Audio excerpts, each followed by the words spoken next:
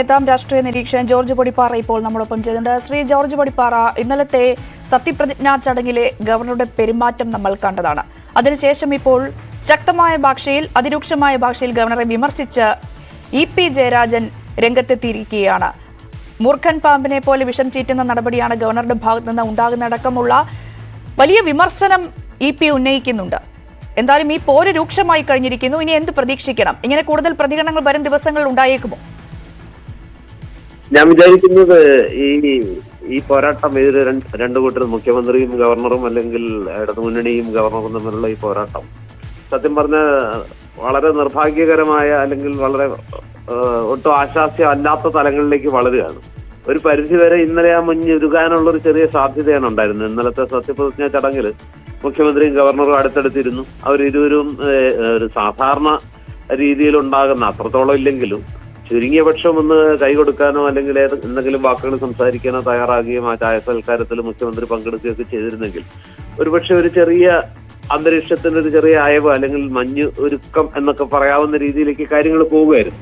പക്ഷെ ആ തീർത്തും അപരിചിതരെ പോലെ രണ്ടുപേരും പെരുമാറുകയും ആ ചടങ്ങ് കഴിഞ്ഞ ഉടൻ മുഖ്യമന്ത്രി പോവുകയൊക്കെ ചെയ്തതോടുകൂടി വീണ്ടും ഇരുവരും തമ്മിൽ ഒരു അനുരഞ്ജനത്തിന് ഒട്ടും തയ്യാറല്ല. വാശി അതേപടി നിൽക്കുന്നു എന്ന തോന്നലാണ് എല്ലാവർക്കും ഉണ്ടായത്. പക്ഷെ ഈ പോക്ക് കേരളത്തെ സംബന്ധിച്ചിടത്തോളം അല്ലെങ്കിൽ നമ്മുടെ രാഷ്ട്രീയ സംവിധാനത്തെ സംബന്ധിച്ചിടത്തോളം രണ്ട് ഭരണഘടനാപരമായിട്ട് ഏറ്റവും ഉന്നത പദവിയിലുള്ള രണ്ടുപേര്, മുഖ്യമന്ത്രി തെരഞ്ഞെടുക്കപ്പെട്ട ഏറ്റവും വലിയ പദവിയിൽ ഇരിക്കുന്നു, ഗവർണർ ആവട്ടെ ഭരണഘടനാപരമായിട്ട് സംസ്ഥാനത്തിന്റെ ഭരണ തലവനുമാണ്. ഈ രണ്ടുപേരും തമ്മിൽ സത്യം പറഞ്ഞിട്ടുണ്ടെങ്കിൽ ഈ രീതിയിലേക്ക് കാര്യങ്ങൾ പോകുന്നത് വളരെ നിർഭാഗ്യകരമാണ്. അതൊട്ടും തുടർന്ന് കൊണ്ടുപോകാൻ കൊള്ളാത്ത കാര്യമാണ്.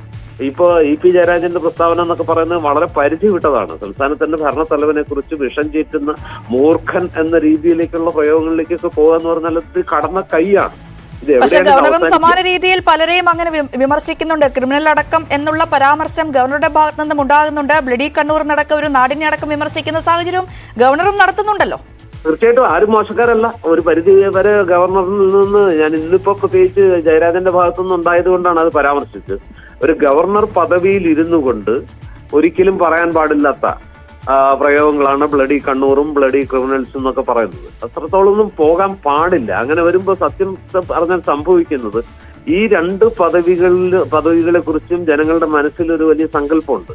അവരൊക്കെ പറയുന്ന ഭാഷ, അവരുപയോഗിക്കുന്ന പ്രയോഗങ്ങൾ, ഇതൊക്കെ ഒരു മിനിമം നിലവാരത്തിൽ നിന്ന് താഴെ പോകില്ല എന്നാണ് ജനങ്ങൾ കരുതുന്നത്, അല്ലെങ്കിൽ അങ്ങനെ പോകാൻ പാടില്ല എന്നാണ് ജനങ്ങൾ കരുതുന്നത്. പക്ഷെ നിർഭാഗ്യവശാൽ സംഭവിക്കുന്നത് സാധാരണ രാഷ്ട്രീയക്കാരെക്കാൾ കൂടിയ അളവിൽ അവര് വാക്കുകൾ ഉപയോഗിക്കുന്നു. അവരുടെ ശരീരഭാഷ കാണുമ്പോൾ അല്ലെങ്കിൽ അവരുടെ മുഖഭാവങ്ങൾ കാണുമ്പോഴൊക്കെ നമുക്ക് മനസ്സിലാവുന്നത് വളരെ വളരെ താഴ്ന്ന തലത്തിലേക്ക് വാശിയും വൈരാഗ്യവും വളരുന്നു. ജയിക്കാൻ വേണ്ടി മാത്രം എല്ലാവരും തന്നെ ഞങ്ങൾക്ക് ജയിച്ചേ തീരൂ എന്ന രീതിയിലേക്ക് കാര്യങ്ങളെ കൊണ്ടുപോകുന്നു. ഇതൊന്നും നമുക്ക് പരിചയമുള്ള കാര്യങ്ങളല്ല. ഇതിനു മുമ്പ് എത്രയോ ഇതിനേക്കാൾ ഉയർന്ന പദവിയിൽ ചീഫ് ജസ്റ്റിസ്, സുപ്രീം കോടതി ചീഫ് ജസ്റ്റിസ് പദവിയിൽ നിന്ന് വരെ വിരമിച്ച് ഗവർണറായവരെയൊക്കെ നമുക്കറിയാം. അവർക്ക് എത്ര അന്തസ്സോടെയാണ്, എത്ര ആഭിജാത്യത്തോടും കുലീനതയോടും കൂടിയിട്ടാണ് പെരുമാറിയിരുന്നത്. പക്ഷെ ഇവിടെ സംഭവിക്കുന്നത് നേരെ തിരിച്ചാണ്.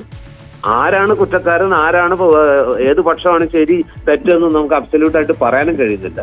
എല്ലാവരും അവരവരുടേതായ രീതിയിൽ കോൺട്രിബ്യൂട്ട് ചെയ്തിട്ടിരിക്കുകയാണ്. മുഖ്യമന്ത്രിക്കും അതിനകത്ത് പങ്കുണ്ട്, ഗവർണർക്ക് അതിലേറെ പങ്കുണ്ട്, മന്ത്രിമാരും ഇടതുമുന്നണി കൺവീനർ അടക്കമുള്ളവർ അതിനെല്ലാം ആക്കം കൂട്ടുന്ന രീതിയിൽ എരുതിയിൽ എണ്ണ ഒഴിച്ചുകൊണ്ടിരിക്കുകയാണ്.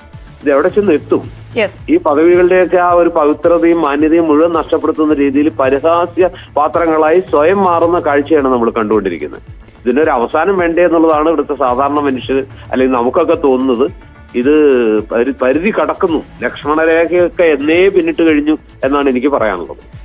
ജോർജ് പൊടിപ്പാറയാണ് ഈ വിഷയത്തിൽ അഭിപ്രായം വ്യക്തമാക്കിയിട്ടുള്ളത്. എന്തായാലും ഇ.പി. ജയരാജന്റെ ഭാഗത്തുനിന്ന് അതിരൂക്ഷമായ ഭാഷയിലാണ് ഗവർണർക്ക് നേരെ വിമർശനം ഉന്നയിച്ചിരിക്കുന്നത്. സ്വാഭാവികമായും വരും മണിക്കൂറുകളിലും ഈ വിഷയത്തിൽ കൂടുതൽ പ്രതികരണങ്ങൾ ഉണ്ടായേക്കാം. ഗവർണർ ഇന്ന് ഡൽഹിക്ക് പോകുന്ന സാഹചര്യമുണ്ട്. ഡൽഹിയിൽ എത്തിയ ശേഷം ഒരുപക്ഷെ മാധ്യമങ്ങളെ കാണുകയാണെങ്കിൽ ഇതിനടക്കം നമുക്കൊരു മറുപടി പ്രതീക്ഷിക്കാം.